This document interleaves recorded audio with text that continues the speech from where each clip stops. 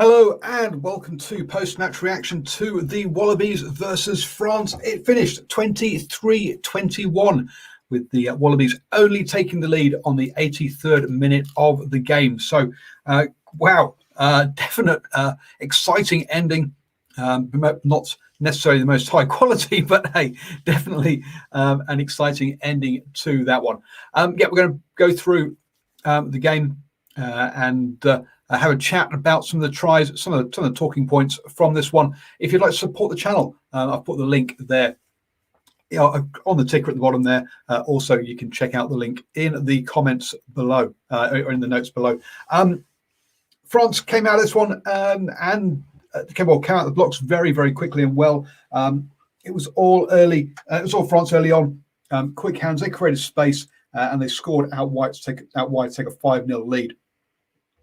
Simon Hughes, yes, says crazy game, and it was a bit of a crazy game. But the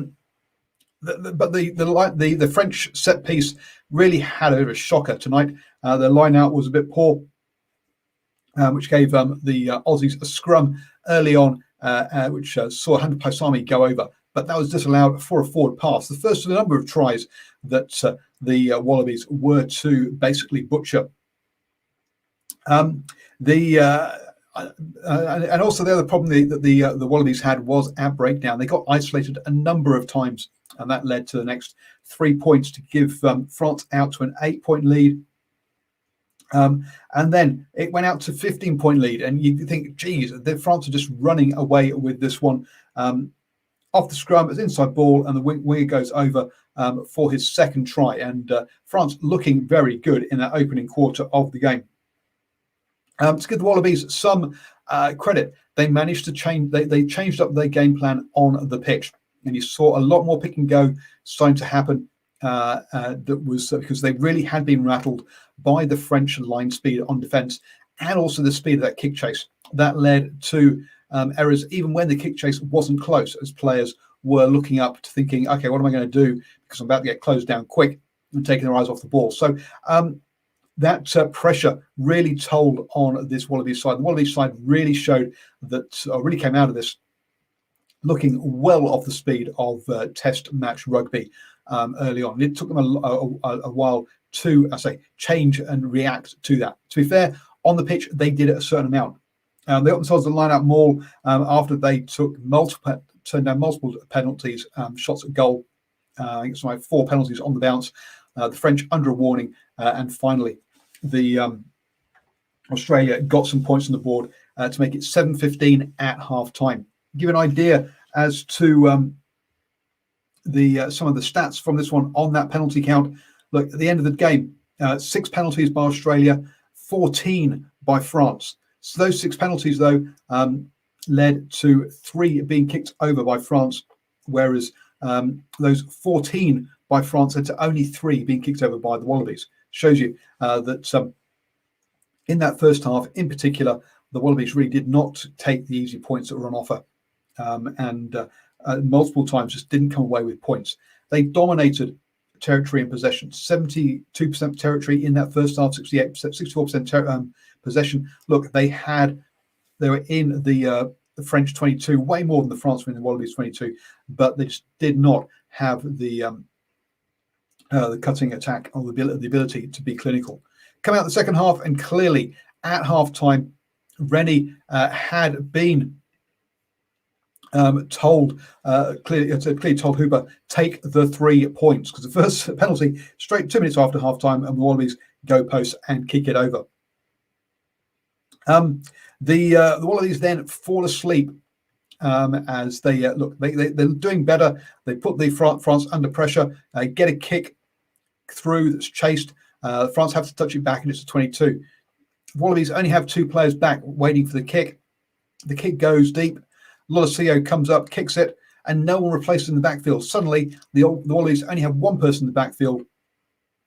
France kick deep and end up suddenly, from being pressurized on their own line, it's having a line out in the Wallabies half. And you're like, geez, all that work has just been lost by the Wallabies. As Hayden says, not a bad game, but lots of errors, though. Yes, there were, and that kind of errors really a very rusty Wallabies side. Now, okay, you're missing James O'Connor.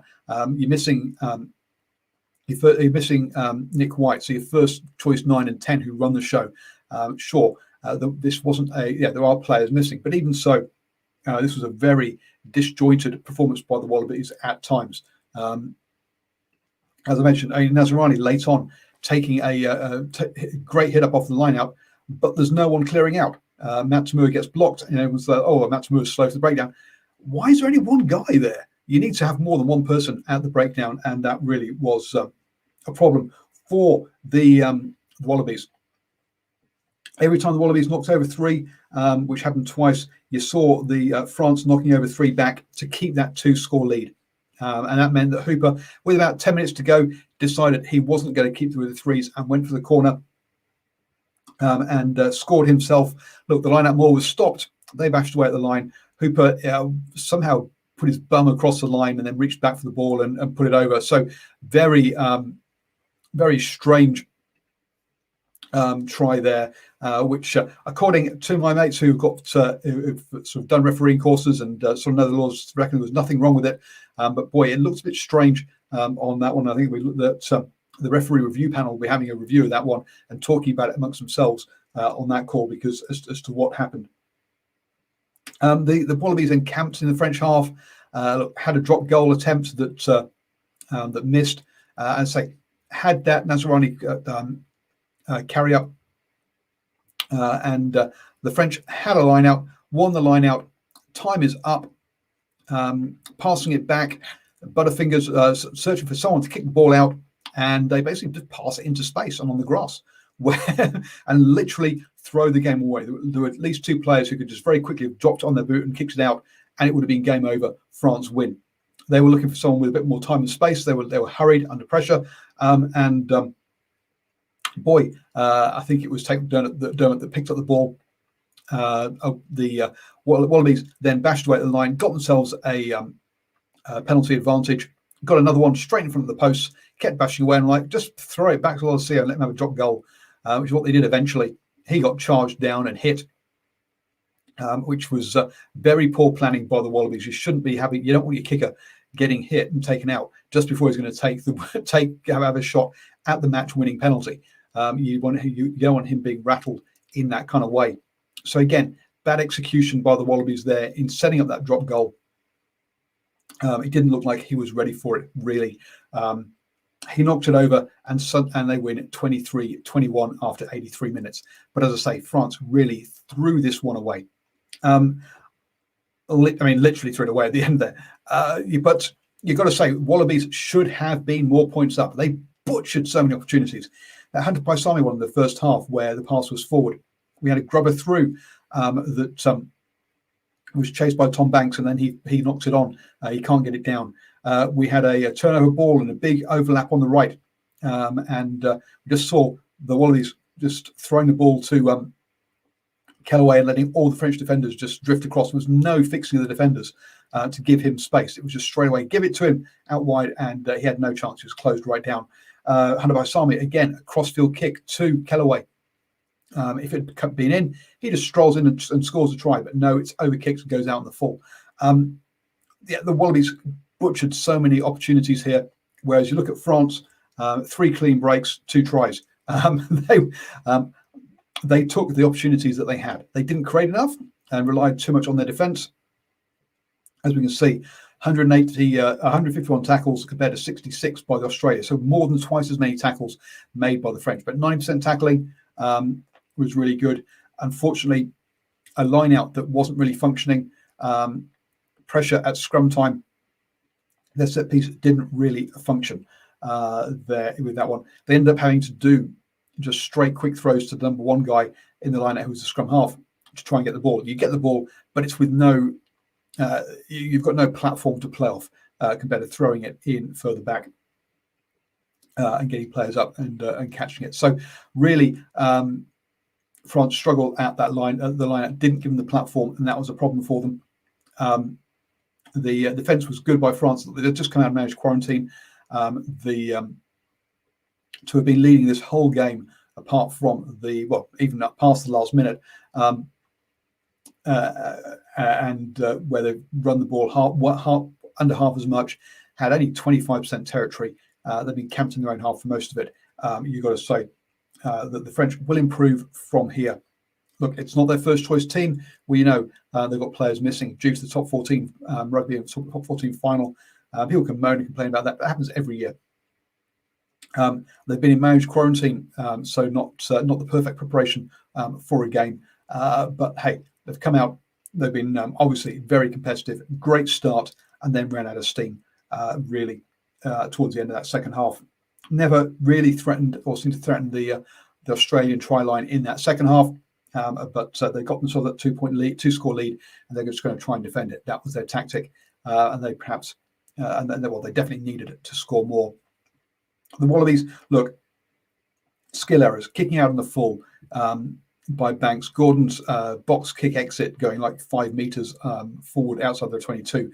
The Wallabies kicking exits were poor tonight. They're going to need to improve on that. So a lot of work for Dave Rennie to do. But hey, he's got the win, and that will be what's in the record books in the future. That'll hopefully settle down this Wallabies team. Look, it's an inexperienced French side. Lots of new players in there.